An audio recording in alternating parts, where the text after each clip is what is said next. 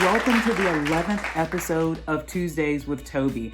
My name is Tobe Frierson, and I am thrilled to be here with you this week. For those of you who were able to join us last week, you know we talked about finding our voice, more importantly, using your voice, and I gave you some homework to walk away with.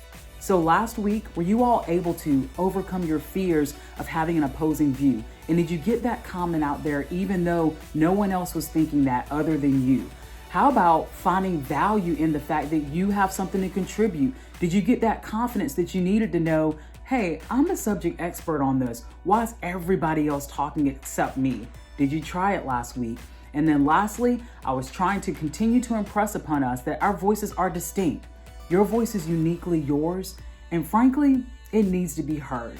It needs to be heard. So I'm curious, please drop a comment below and let me know, did you try this stuff? Did you use your voice last week? We're gonna switch gears a little bit this week and talk about what I think is a very needed subject. It sounds pretty simple, but it takes a lot of intentionality, accountability, wisdom, and it also takes willingness and courage. You might be wondering, okay, Tobe, what's this topic all about? It's simple. Do the right thing. But before we hop into this, let's say our family rules together. During Tuesdays with Tobe, we will use kind words, do your best, always be honest, forgive and forget, be happy, count your blessings, laugh at yourself, stay positive, and love one another. When I think about doing the right thing, I often think about how many decisions we have to make on any given day. Like we can decide what to wear, what to eat, what we spend money on, who we spend time with. I would say those are pretty much common to all of us, right?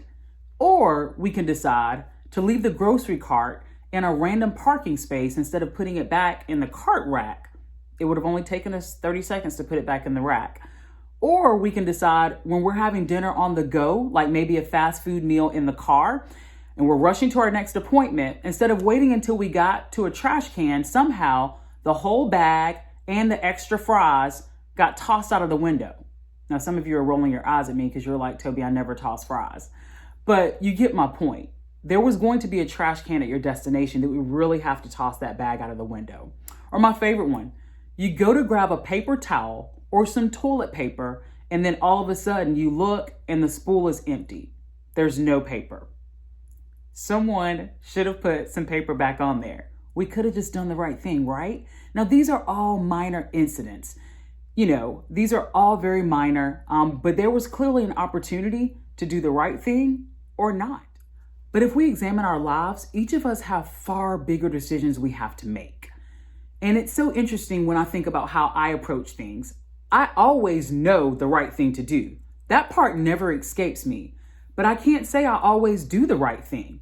Some of you might be asking, well, why does it have to be a right and a wrong way? Can I do whatever I want to do? Well, first of all, you can do whatever you want to do. And frankly, many of us are doing whatever we want to do. We have no accountability. We don't have support systems. Maybe we move a little stealth and we're kind of off the radar, so no one really knows what we're doing, even if they wanted to provide accountability. You see, that's why this self-work is so important. This is why we have to live a life of checks and balances.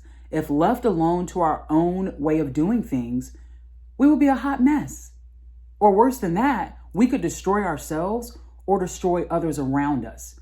So let's take a moment to examine some reasons why it's important to do the right thing. Number one, guess what? Life is difficult. Life is already difficult, and we don't want to make it any more difficult for ourselves, for the people around us, and then especially for the people that we love. So the first reason that we should do the right thing is because that's the best decision we can make in any situation. That is the best decision. The second reason that doing the right thing is great is because in many instances, it's what is expected of us. And when we don't do the right thing, there are typically negative consequences. A few examples for you. We have speed limits on our highways here. And if you don't follow the speed limit, you put yourself at the risk of getting a ticket. That's easy, right? How about this one? We have arrival times and dress codes at the places that we work and even at the schools that we attend. If you consistently come in not at the right time or not at all, and if you come in not dressed appropriately, that's an opportunity where you may get reprimanded. That happens to all of us, workplace, school. Some of us have house rules And when you don't follow those rules, you can get kicked out of the house. Okay, no, that's not true. Well, actually, I'm sure people have before, but that's not my point. My point is, with those house rules, your time there is not going to be pleasant if you're not doing the right thing in that environment. And lastly, doing the right thing can often open doors for us. Many of us are looking for opportunities for doors to be open, for us to be exposed to something different, for us to expand our horizons, maybe get that new job, write that book, or start that business. You all know people are watching, right? They're watching. They want to find us doing the right thing. They want to find us faithful. They want to find us diligent, trustworthy, and honest. And they also want to be able to take us seriously. And when these things happen, doors will fly open because people see us doing the right thing. So this week, I want you to focus and pay attention to those daily tasks that you come across when it's time for you to make a decision. Are we getting it right, even with the low-hanging fruit that I named a little bit earlier? I hope it's going to be running through your head. Toby said, we need to do the right thing. And notice I said, we need to do the right thing, not you. Again, it's not a question of whether or not we know the right thing to do.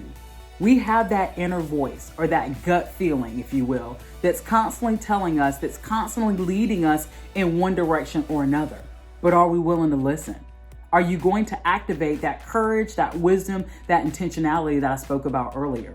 Are you willing to get an accountability partner so you can start doing the right thing and making the right decisions the first time?